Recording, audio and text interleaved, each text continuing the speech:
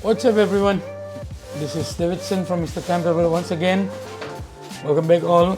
Ngasi se akhoi na tawdi je music akhoi question mo loire almost. Camera gear ke setup to re akhoi music se pung sida pung amaga makai amaga mini ni fu mu chale iPhone amadi amaga mini ni fu mu chale si power cable ke loi paro ka dana ba ai Android to paro amaga minute ni fu so dikali ja ado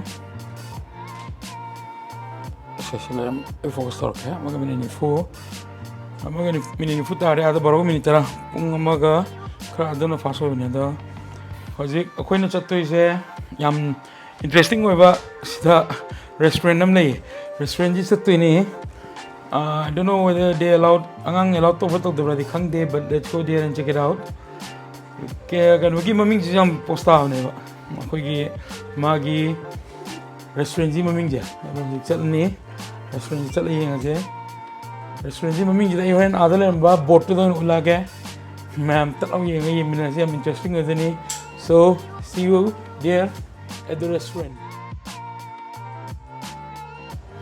kep yore mana toga yeng ala ke kep yore 9892 yore ani sila yidi sonda yidi na ngaar ba udra ba kemta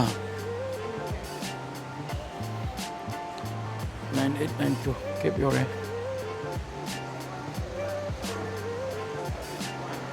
Mitsubishi ki Triton akhoi kep se ko kep se posta ba Caption sila nila yun.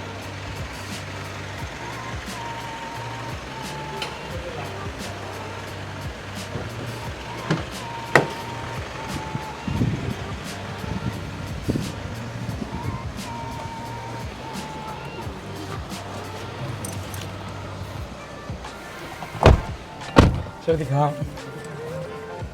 Atap yung name. Saan ba?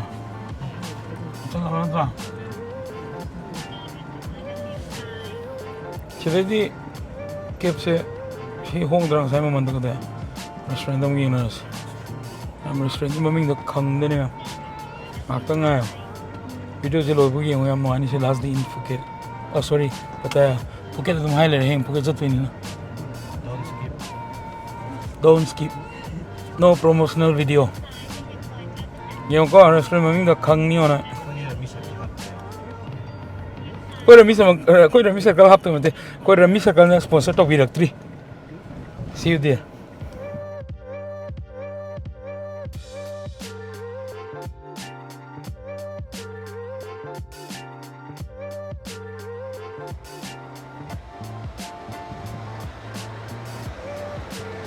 change ko yore change mami jo lak ke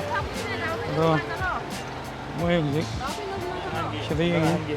sila karamba sila angangira sila ma'am go-kart tole mi ne sila ma'am thongna ni si jina angangi section ne ga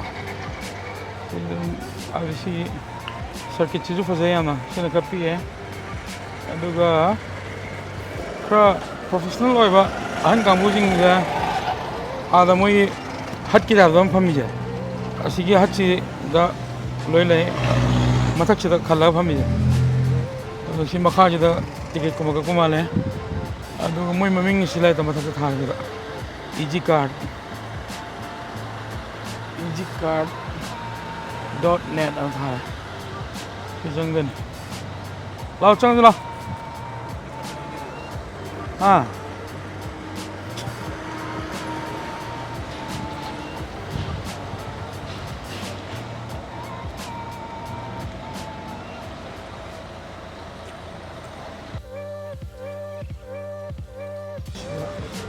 This is Thailand.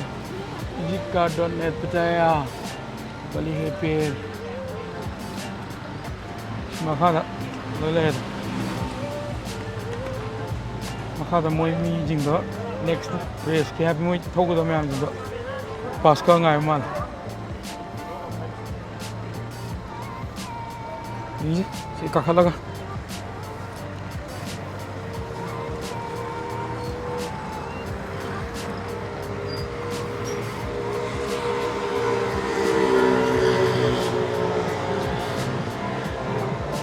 mo si hanay ni ko wear mask ay jado ni mo yung mask ay mandatory di oidre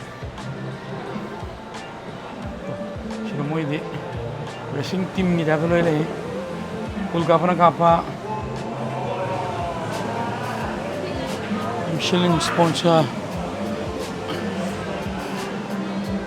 so they got Thai the best time of the month and well lap ki record free Wi-Fi access helmet kito mandatory size mga lang so jam normal sample tong maya dega kita pada kung tong ado full car hai card available regular card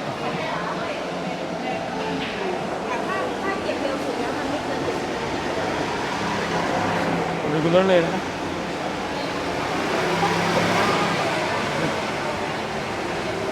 speed maximum speed card so this one is speed card okay this is the normal card adult or teenager can okay get one. okay For 11 years old and for 140 centimeters. okay Enjoy that one. But now this size is not available. You have to wait about 1 hour and a half. 1.5 hour Yeah. because it's all book Yeah, there. okay okay it's okay But this one is available. But this size is 15 years old socket. Can enjoy this and must be for Okay. 150 centimeters. okay kina 15 years ke diya hai Sidhi light में मैंने already book तो ले मैं 1.5 hour सी में आंदे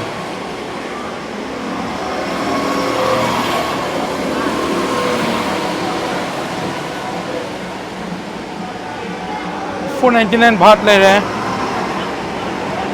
449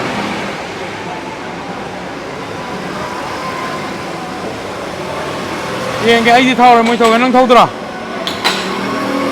था उधर ना नंग कर में था गया ना हाँ ले ले ले कैसे ले उधर ले ले सी 1.5 hour ngay thế này vậy xí lùi cái năng thâu thế này vậy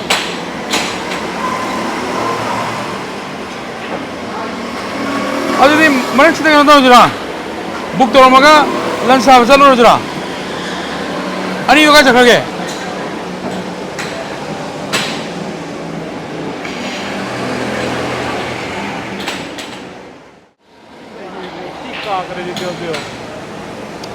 सी आंगांग गिदी ngay तारे मैं अंदर लाओ जा वीडियो वीडियो मोई दी के नो थे ले हवा अखोई की लैब कुमदा बेस्ट लैब तारा मम्मी मम्मिंग के थे ले मामा देखा है तो के लिए होएगा ड्रिफ्ट हो गया है तू के तो गया है मैं ना तू के तो सीरो बाज ने हाई थे नंबर 2 से सीधे जी देखो मैंने आपका इसको जी देखो देखिए अजी देखो आई मैं अंदर निकल लीजिए मैं अंदर लाओ इन्हें नंबर 12 से ओए समाज कले में आते तो नंबर 12 को लाओ ना नीचे उड़े तो मैं अंदर दे सीधा मैं अंदर नीचे उड़े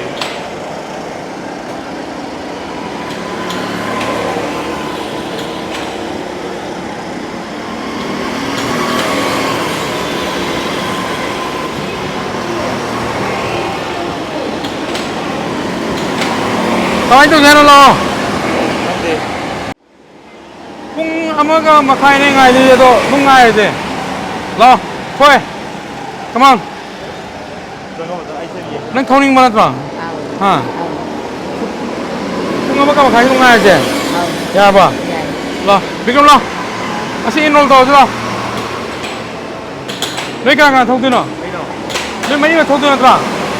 라디라.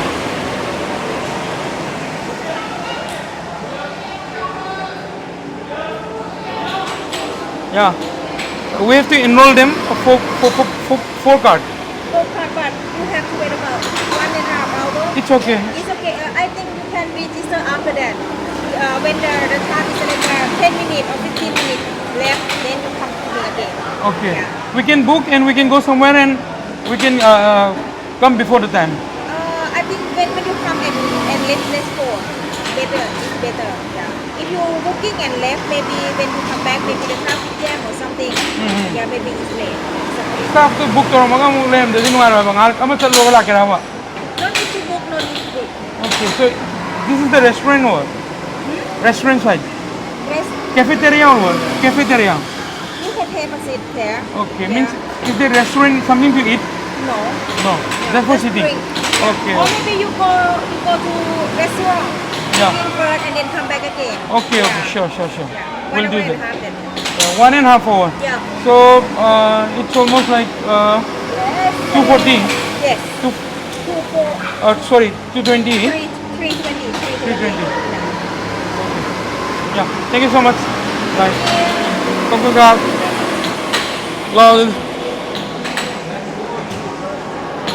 런치 또 하나 떨어져. 누가 아무나 피니시다가 we'll be back again with our full belly. 꼭 달달라 하세. 아도 moi go-kart hall lagi ai ge mathak ge ai di khongju nai plus moi go-kart sei chan noman de pham ai chan bu di yaw ngane ko kamna mi ni tong pida mi ni tong do thandalo thaw phunga jara ba du phunara kani hai Rất thôi cái đoạn đi tàu qua đi rồi là thân thôi cái này. chalo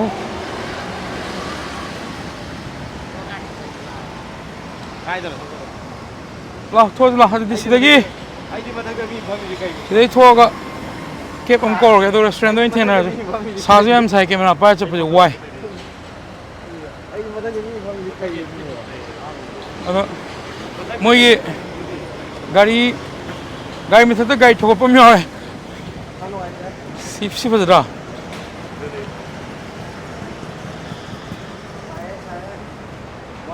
mi gi promotion ja ti fazan mi ne si le do moi gi go-kart ki easykart.net si moi gi swagi san bot dum yam thele Biningking kagu sudum jani. angang gi yaw do angang ahan lo yaw la ai keep ko ge lo sigi hujiki akoi ni yeng buduna sina angang gi track ne ba aduga ha so ne chang mudi ade parking digi ni yeng ala mopeti o sa da le ya ne scooty gumma ga mopetang hai ba de scooty Simogi Vespan. Kasi ra ramnan rami de. Sila Yamaha fino do mai to Honda gi X Max Yamaha gi. Sila ko jin India da ngai nei je. Ayu sila de sim galo den. To sina ahan gi jaga sida car khambam lai ra. Sila ahan gi leb ne.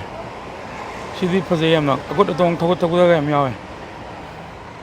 Simakala ko sman chat pa yam na ne do ngai den ngoma ma khai le lo ham ne si a mi myam chang le ri jin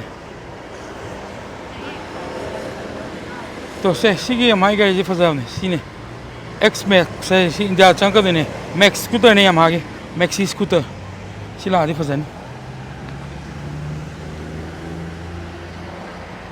kep sula e do kep chala ge to adi yeng sare yad see you there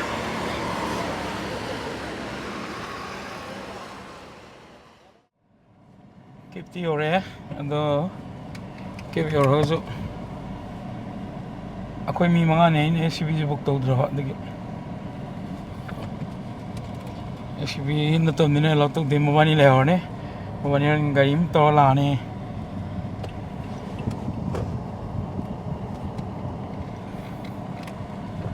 วันนี้เลยเหรออันคุยกับผมจัดอันนี้แล้วก็มาแล้วเที่ยงแล้วมาแล้วกี่จ้าไปนี่ตัวเองแต่แม่ผมจะขังโอ้ไม่เอาผมจัดแล้วที่ก็มีมังจัดที่อะไรกันนั่นบุกตัวเบียSUV นั่นตัวก็ดีก้าวตัวนั้น just grip ตัวอินตัวก็ดีดาวก็ดีอะไรแบบนี้ SUV ท่าจะลุกไปเอาคนนี้นั่นตัวก็ดีการ์ดลากันนี่การ์ดลาดี The car limit is only 4 people. Again, please. The car limit is only 4 people. In SUV we can go 5, but car in 4. I don't know. People limit in car. Limit 3. Yes. Only 3. Okay. Okay. But in Bangkok they allow 4. 4. 1, 2, 3, 4. Okay. Counting you. Moi ki just mana loan bane ko. Dari ko na gyanta na loan mo moi gyanta de. Jikit mai loan kan gyanta nahi da. Maga yarga 1 2 3 4 mi mari cha pe hai moi Pattaya da na. Taxi. Yes. Taxi. SUV. Okay. SUV ko ma to da na ya hai.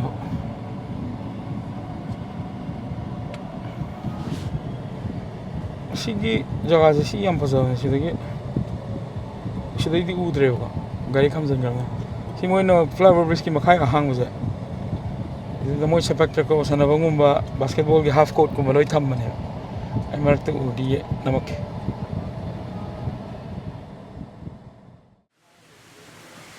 아코이 요래 아코이 요래 뭐이 nga이 캡토 미 ohum dagi hen chandro moi ni ma la hore lai ngare Sida ay wife lay ra boss lay ra hi keda mai charam da gi mang ni no ta kai na para ni samu ma da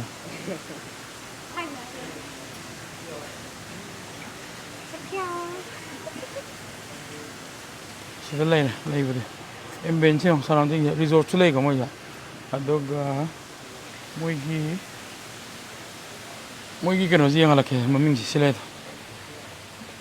birds and bees hai na aduga restaurant maming na Cabbages and Condom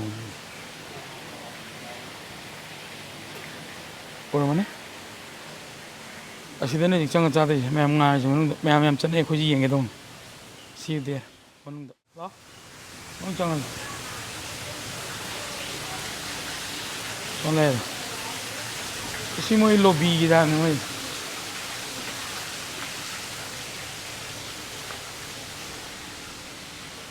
si thai da akhoi lai ni sidane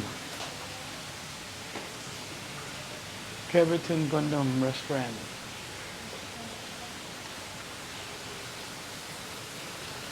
Nah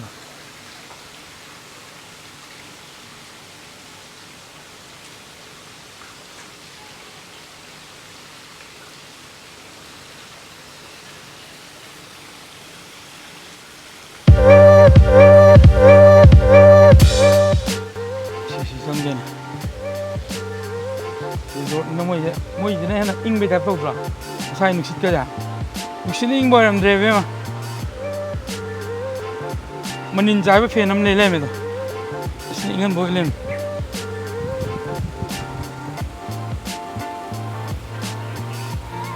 she is saying don't steal, the government doesn't like competition and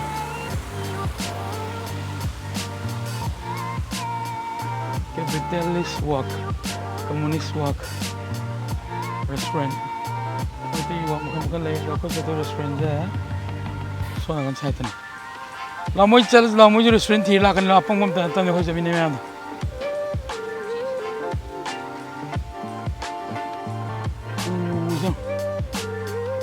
Mimilay.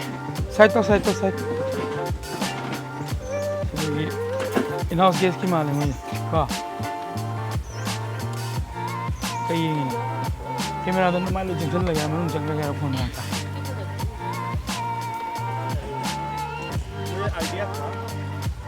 Uzing yam ti na siya man. Dahil pra si natural maranong lay kung nangi kaya ito mo na. Maraming sis man manin gamba. Si manin niya kapo inan man. ꯌꯥꯝ ꯊꯤꯅ ꯁꯣꯝꯁꯦ restaurant ꯅꯠꯇ꯭ꯔꯣ restaurant board ꯇꯣꯉꯥꯟ ꯊꯤꯜꯍꯧꯕ꯭ꯔꯣ ꯊꯤꯜꯍꯧꯗꯦꯀꯣ ꯊꯥꯁꯦ ꯄꯥꯎꯗ all Spain money go to heaven the more you spend the closer you get to heaven ꯑꯗꯨꯛꯀꯤ ꯃꯇꯤꯛ ꯅꯨꯡꯉꯥꯏꯁꯤ ꯄꯣꯠ ꯁꯤꯕ ꯌꯥꯗ꯭ꯔꯦ ꯑꯗꯨꯅ ꯄꯩꯁꯥ ꯌꯥꯝ ꯁ꯭ꯄꯦꯟ ꯇꯧꯔꯤꯁꯤ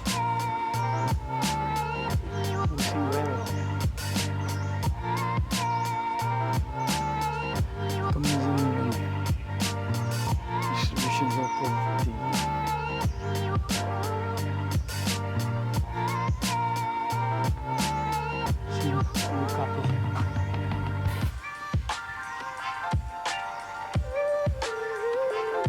why fazla ben thaya bu yam sangsung dena restaurant jam ne yengsi sijaga 좀 atop YouTube ki de jam yauna ne yengsi lobby le sida villa le sida ko ngao ni restaurant ki jaga do okay restaurant sida la 저는 미 손에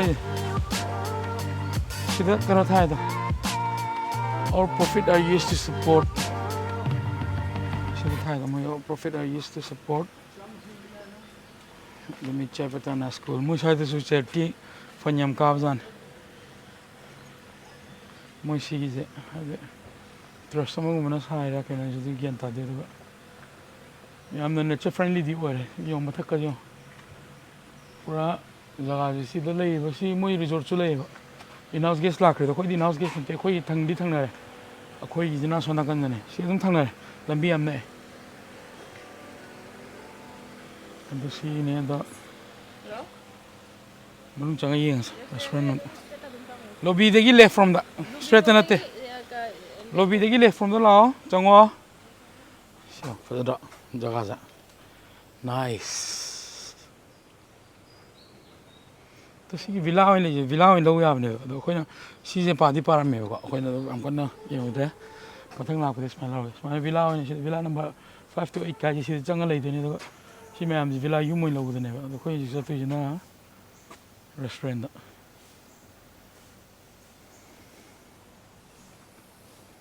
तो smell सी ले 411 natural have the nature friendly दिया मोए रहे तो sida lebe tan ga ba tin gumba lin kang di ka di theng na ni Thailand lebe je to khoi sida swain number sanga me gumba na me rabbit gumba oh rabbit chu le ya dun ni to sida rabbit le aman rabbit gumba sivila 12 changam reception 70 meter ne kon changai je ko sai jaga de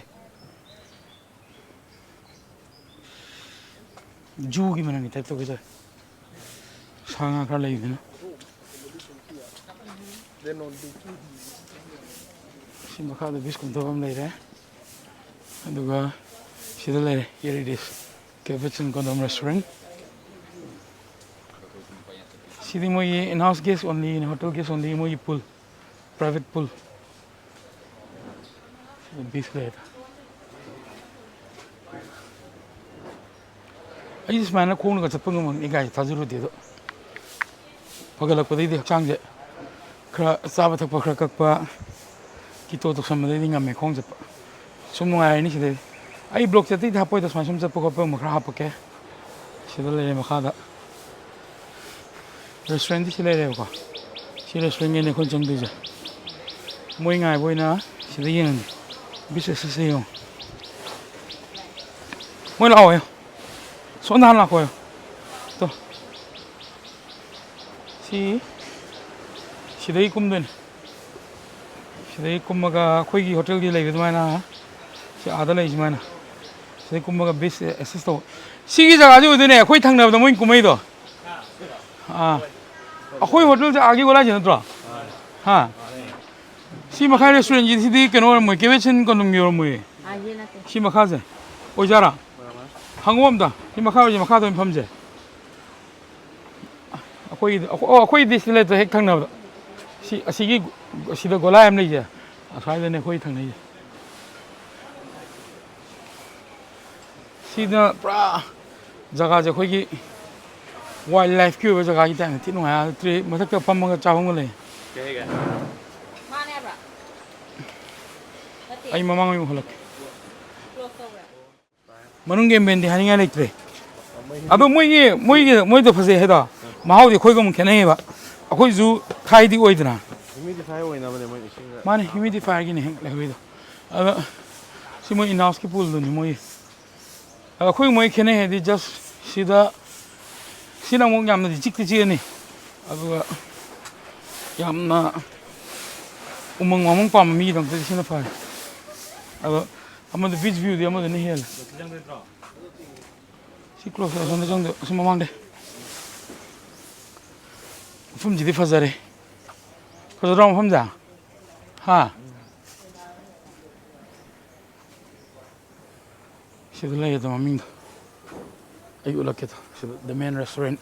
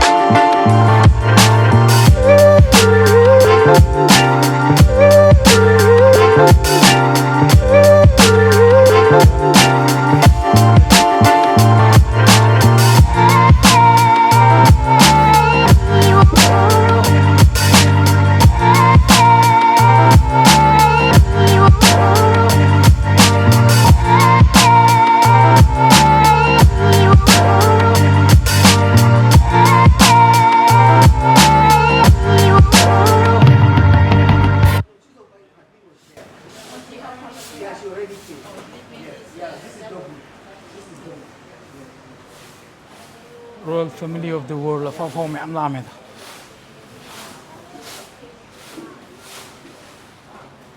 si moyi meeting mo tawgiba male hamde the royal audience had the hall on occasion of anniversary celebration of majesty okay here is from Bangkok ta laam the royal family meyam world gi सिकी dress ना कोई कहीं भी set किया ना सीधे निकलो ना कंडोम सावा आता नहीं मैम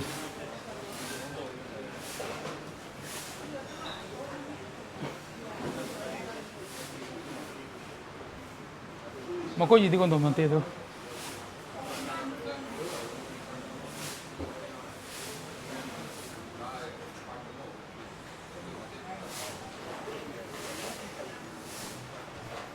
मेनू येंगो पोचे खलो आई दी पो खलो ओए क्या खाएगा यार किम का दी साल लो अकोई लमम को वाले यम तांग मखन से लगा ना the condom tree ये जिसले थाईलैंड की अकोई ने सुन चल लो कुछ everywhere मोई की समूजी दी फलना उड़े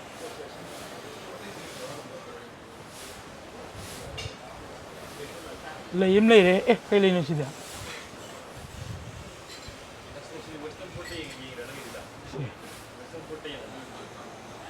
the condom tree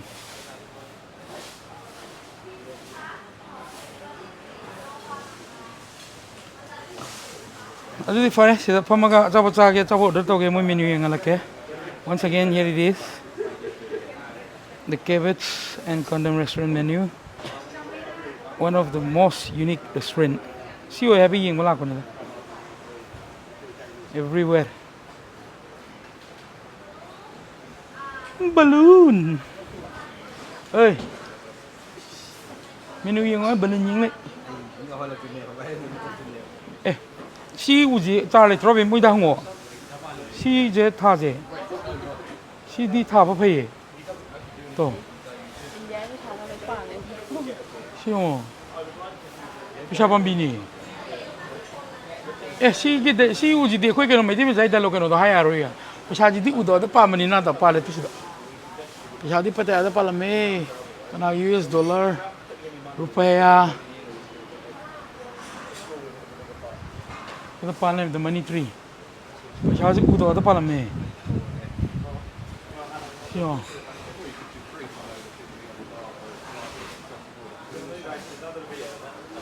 nice sino kano de sidi kano male bika sidi kogi newa khomaga bekok je bakangbu do mitin jam yam chakhi do moino tai pujala mama le sidi company kai bi moi ji company kai ma tha sa bo jana ji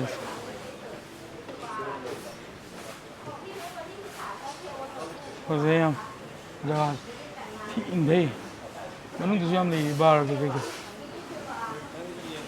ngang nhau ni sa din phama ai di pok mo ge mo khari yo to cha drinks de di lime soda ya no ya pama khalo lime soda is there ai nang ke lime soda is sweet or don't salted okay no sweet no sugar only salt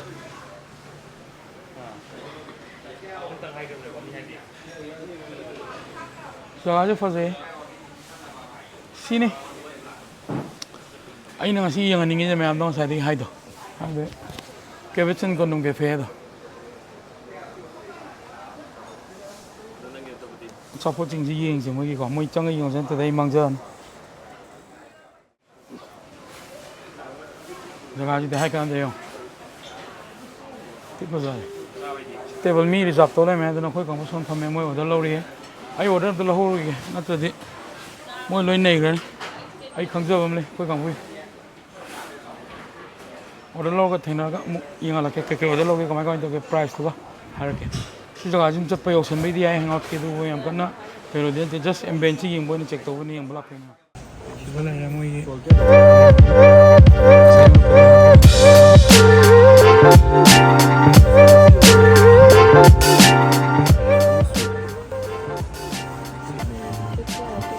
Sweet na ulit lang salted.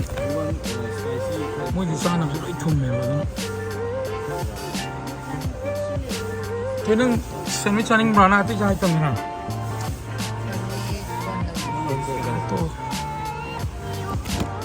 Ini break ko dito sa ito salad to fresh avocado stuff. Crepe meat.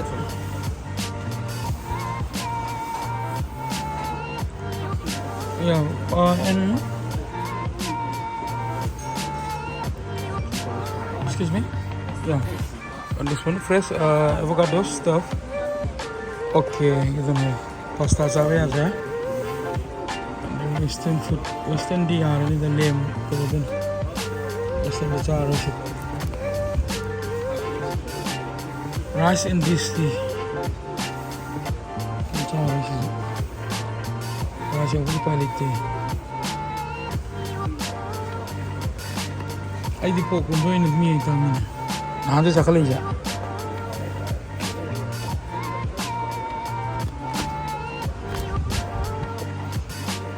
Main course.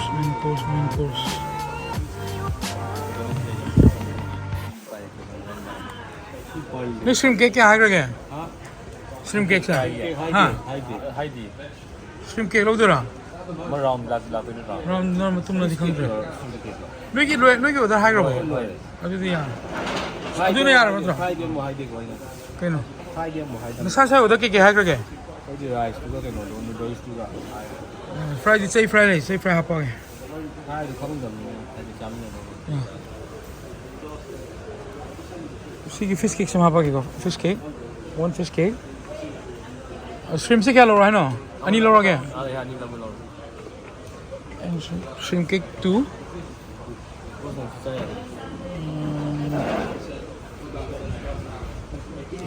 sweet nga to eh. This is sweet sesame seed niya. Nang deep fried chicken hagra ba? Hagra. Seafood, coconut milk, and there's some banana leaf. Chili paste and banana. This one with seafood? Yes. With seafood? Which one? Mixed seafood. Okay, one. ꯑꯗꯨꯒ ꯑꯩꯈꯣꯏꯅ ꯃꯣꯏ ꯃꯦꯅ꯭ꯌꯨꯁꯦ ꯈꯟꯕꯗ ꯌꯥꯝ ꯀꯨꯏꯅ ꯆꯪꯉꯤꯁꯦ ꯑꯇꯩ ꯅꯠꯇꯦ ꯃꯣꯏꯗꯤ ꯄꯣꯠꯁꯦ ꯁ꯭ꯄꯥꯏꯁꯤ ꯍꯥꯏꯔꯁꯨ ꯑꯗꯨꯝ ꯊꯨꯝꯕ ꯌꯥꯎꯕꯅꯤꯅ ꯑꯩꯗꯤ ꯀꯤꯇꯣ ꯇꯧꯔꯤꯕꯅꯤꯅ ꯁꯨꯒꯔꯁꯦ ꯌꯥꯎꯕ ꯌꯥꯗꯕ ꯑꯗꯨꯅ ꯁꯤ ꯁꯝꯖꯜꯂꯒ ꯑꯣꯏꯅ ꯌꯥꯝ ꯀꯨꯏ ꯆꯪꯉꯦ ꯃꯦꯅ꯭ꯌꯨ ꯈꯟꯕꯗ ꯑꯦꯕ꯭ꯔꯤ ꯔꯦꯁꯇꯨꯔꯦꯟꯒꯨꯝꯕꯗ ꯃꯦꯅ꯭ꯌꯨꯁꯦ ꯃꯨꯟꯅ ꯌꯦꯡꯍꯧꯗ ꯌꯥꯗꯦꯕ ꯔꯦꯁꯤꯄꯤꯁꯦ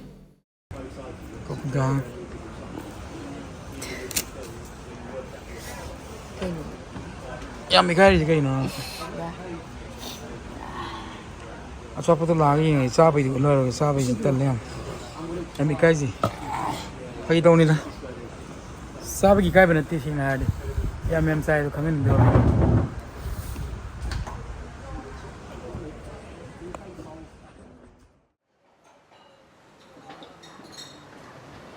Stay hard. Sisina pork with basil. Aduga kina shrimp ki salad to laira. Peanut sauce kasi kayo no? Si oni mo sa san ka. Adu laira de si da moi ge. Oyster ka chili sauce, adu salt, pepper. Moi asim di am main ne moi hawri. Aduga sida. Si kay ba American kay ba nang ja? Sira. Noodles eh. Noodles, mixed seafood noodles. Mixed seafood noodles. Thailand kay ba man American no ito man. Sina American fried rice. American no fried rice. Saba by Metinano. Aduga. Sina. Thai chicken wings ko. Lấy gì sao nó có thể cái drink nó như nào có cái đâu đó nó lên sẽ sản được ra đây xin này cái coconut milk ka seafood ka mix xong vậy thì keto friendly vậy nè xin lỗi này đó cái special cái drink xin này mà mình làm phải special drink này đấy cái ba Mr. Condom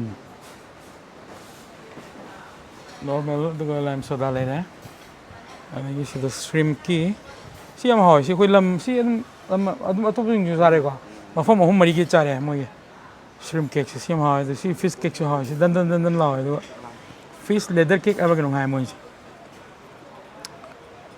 ngam một cú hay là yam em ta si này pork cái này, keto friendly với bạn ta lâu, good boy làm soda. Adi horo zina, moi keno toro itu zara. Bamu toro lau bido. Bamu toro lau bido lau itu zara. Saro, horo, nairo. Chakalo se. Saba di namoros.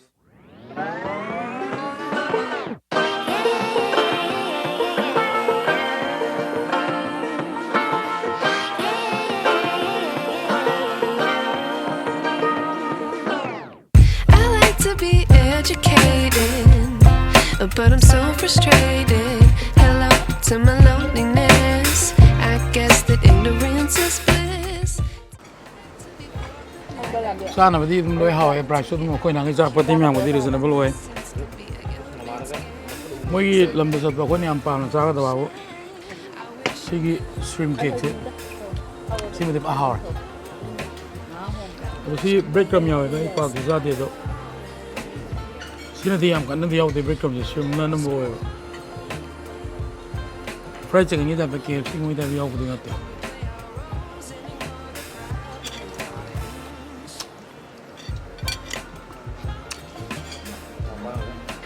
Ai pork sung no. Pork sung ni yaw ni. Ini do ga. Pork se yaw de da ki to da ni. Ano na fat wang ga da ba. Protein wang ma kan cha de carb intake yaw we de na mu mi am cha yaw za ga cha de bi.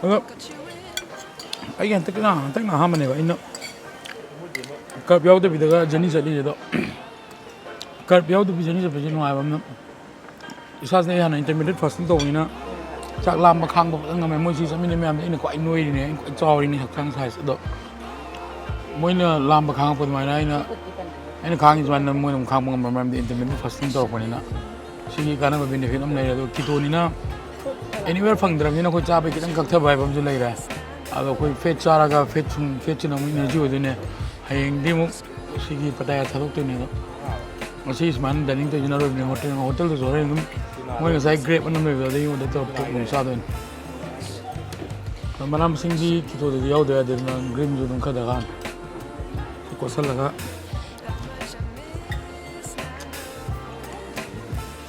อันนี้ source of vitamin ที่เขาวัดปนีนะได้โลวะ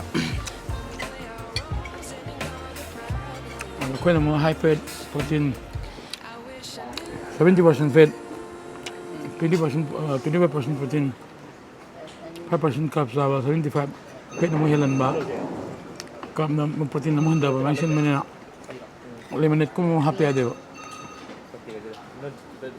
lemonade happy นะเจ้าเนี่ย lemonade ใช่ไหมอยู่ด้วยกันชุดว่างมาขอดประตูตรงนี้เห็นแต่เรา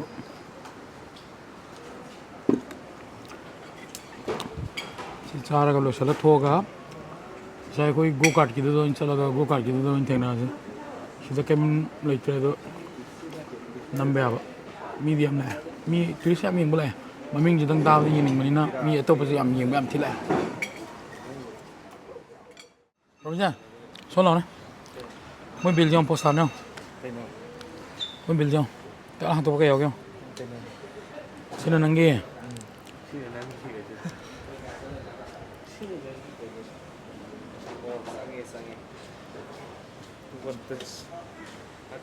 Focus on there. Because nang sisina na ito na tapos lagi.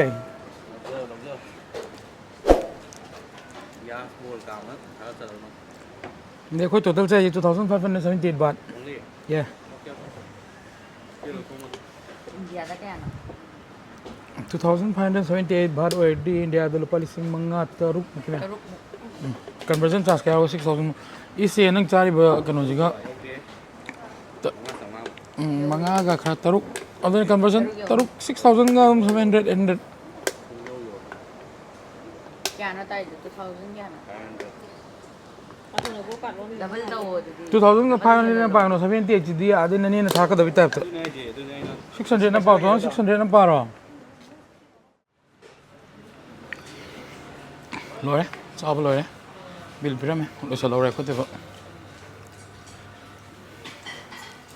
Capsule है आई photo हम बनाऊंगे कोई invest हो गए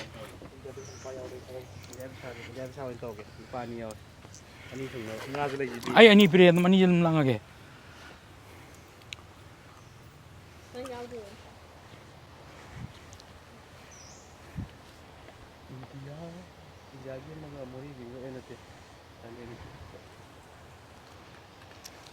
Bro, ini, tuh, sudah tarik tuh.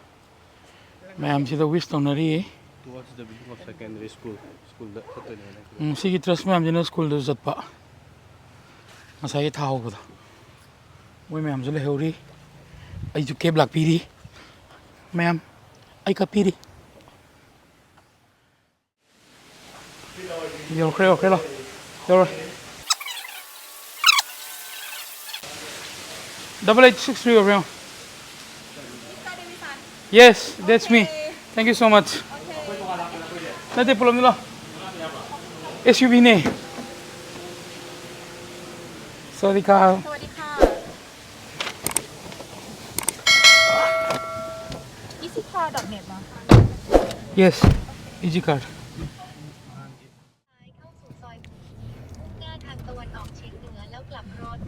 เว้นว่าไอ้ตัวนั้นป่าจะมีนึกว่ามามั่งตรงนั้นพูดอยู่จ้ะไม่ดีเพี้ยมากพูดมากให้จะไปมันนี่ก็สิ่งที่เราจะทำส่งไหนมามั่งได้ try ตัวเลยตัวก็ตัวพูดซ้ำกันเลยพูดเดี๋ยวนี้ท่าจะประตูนั่นสิกี่ดามาให้ท่าจะประตูท่าจะเลยดู moi di dum masagi ina hangge na han ko moi keep ko mo masagi personal gari do ko moi masana dum work to he sit bel ke sit bel da pagi me ina have sa ga da sigi si moi basketball ke half court ko hela tham bine na mi do masana makalam yeah I have put you on the cart. Oh, yes. Okay, thank you so much. Open car. Yeah, have a nice day.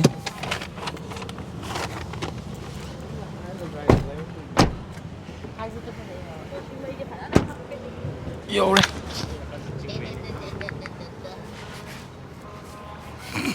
Chila me.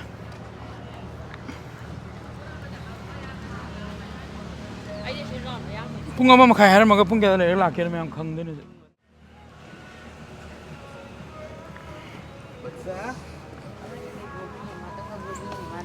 Matam vlogging aja nih. Lo mau vlogger ini, matam vlogging aja nih. Kai na. Pening deh itu. Yang si chang si free or pinga to Go-Karting nak tegi. Ngi nga harag.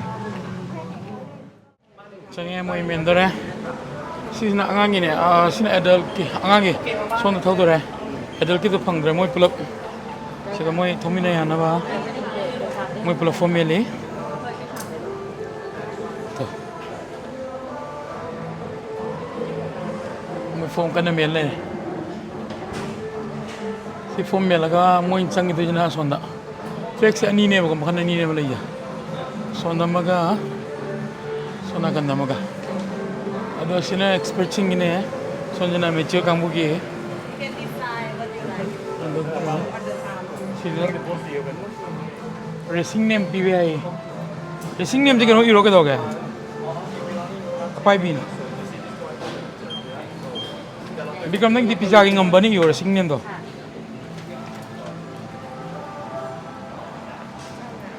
Kai khang na phone me na. Sisi dah air do. Say. Bikram. Please do not carry any belongings while you are driving go-kart. Shri thaban dai sangbai type ta ne pi jangbai ta. For your safety, please keep in the locals. Local ta thamoi. Ai sanang moi to ka ai shabe ko sanang dakan se. Sila ta mai res. Sila sa ke expert kam ko idne ba. Sila mama ju hele. Sila moi thodi. Ka no moi am ta tho is thor da jo. Sila Monza track 350 meter. Monaco track 800 meter. Sila Easykart.net. Pattaya, Bali,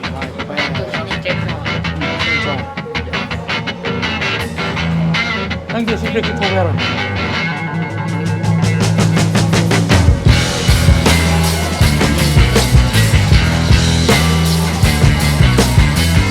Michelin na. Hindi mo ikiron.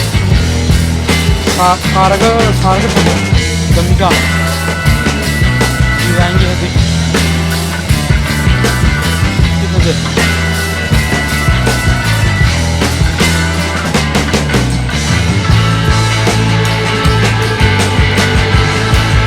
Teka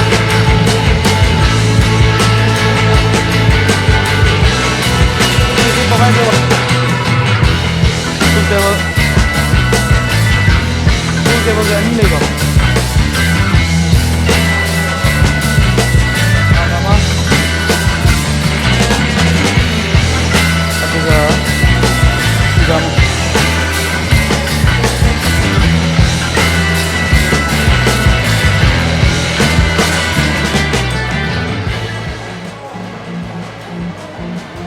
Drink ka sapot ka. Sila beer ke. Henikin, Cheng, Sinha, 90 baht. Cheng jo 90 baht. 90 ada beer. Same like 90 baht. Jangan tahu lagi Red Bull extra. Soda water gumba.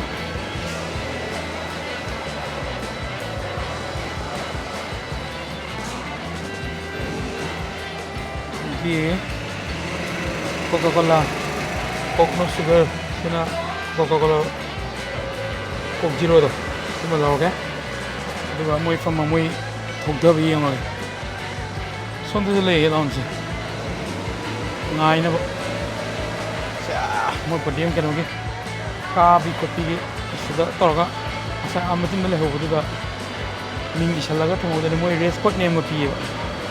Sida lo ya ma. Siloi.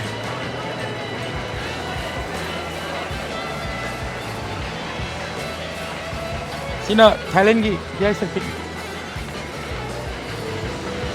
सी में हमसे सी की जगह जिसमें ना go kart किसमें तो इसमें ना अपोई मां मणिपुर से ले गो कार्ट की जो अपडेट आते हैं सिंग नते मणिपुर डैम का तन अभी सिंग में हमसे उड़ो सिंग में प्रोजेक्टर को मुकाबला मान तो प्रोजेक्टर ले रहे हैं चिल स्टेशन है तामिन मोई टूर्नामेंट को मैं हम तो जाने को काटेंगे तो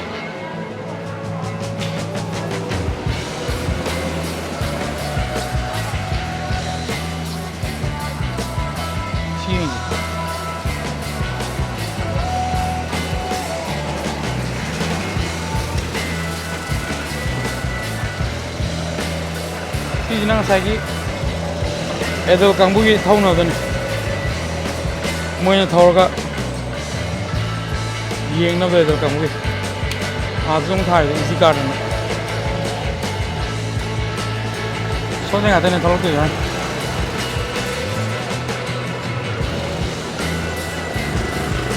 okay ma'am koi kangbu thawlo kre alega moi thawlo kani moi thawla lag Awe, 850 meter ni.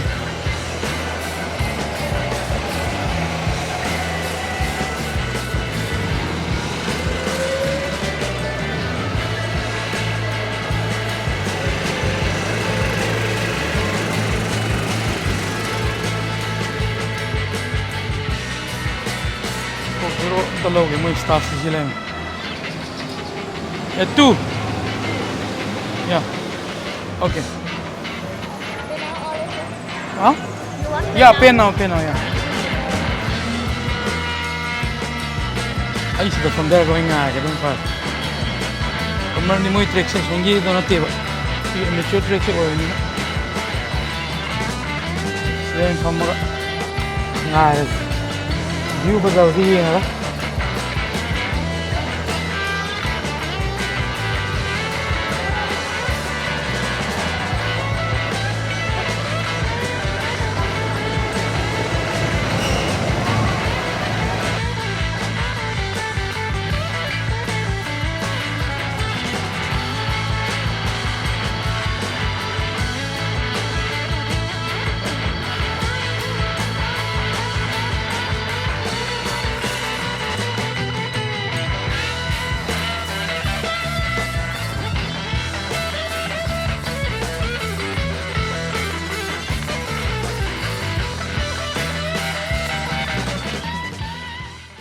Moi je ka sa pe yaw ai nam thui ni Pakai pati kan ya. de ba ai di ta ho so ni Yang ini itu. Bos na fast era. hoi ma na ta ke oi yeng de da di rong ka thui da Chalai gari number hote ni. ha Gari do holi ni. Sir, duplicate में Bos na fast Robin Bikram Lakshmi di last are. kana fast hai Bos na. boss na ka wai kamai tai ba soi ni do ai kala bidai hengala maneba hengala ka sidong drip to salina soi na Khang ei ho. ni nan gam ne Nuai ra. ngai Nuai. mi si di ai da thau lo ka kai no pa mi je khan le ba last to makri do Se thoba thoba na nuai ya. manipur da Kai gi no Manipur nuai. dal nung ga ngai ke Starting da. Kai do ke. ya wai ai tau ga ngam de Ha. ya wai mamai ko ya de Omai ko ya dia. oi asi da ju thong si ka ta koi no Left sina faza ba. si ka dang da nang gi da ja One. among le han nei da ba ai de ai di le be sa thong ani Nuai ro bika. ha Nuai ro. da ra mi nei mon ni le ma ha Asiin tor ka no tor jura. le ma ha le Nupi de sabdo puno ba asiin ma lai ga jura. second da ju kana no ta na ne na ha Nupi de sabdo thono asiin lai ga jura. Kayino chicken nga daw ito. Nungay bro ba? Ay, gano'n mo nukang dari. Yan mo again. Kayo na liya mo halidi. Gay mali man na kayo ba? Nang liya try to traum doon yun. La thona bata. Next sir lao. Ay, gano'n Asin na last ne na. Ay liya traum doon ko. Ay yan ya video. Asin na last ne. Nang liya ka na. Asi ako Pattaya lo sinde ne. Liya ani yaw ko. May chok yi. Panin Big jaga nungay ba awde mi ngalak ke. Mol ke jaga do pochi le do khale. See you there. Bye. See you later koi go-kart din thole moi go-kart ki mafne tholaga Pattaya ki shopping mall ge khar chale to Pattaya ki shopping mall jing khoi japan mi to wa baga ale yam interesting hobe pot video number da ma'am jing ngai ga to pak thina to just phone gumba jewelry item firon adum ma da ngai aduna video ja hi hapak trai mo sangjam sangi video se ma'am lo bu bi dang ta thagat cheri to ma'am video se ngai ga di like share and subscribe to boka video channel sibu support of you please support the channel.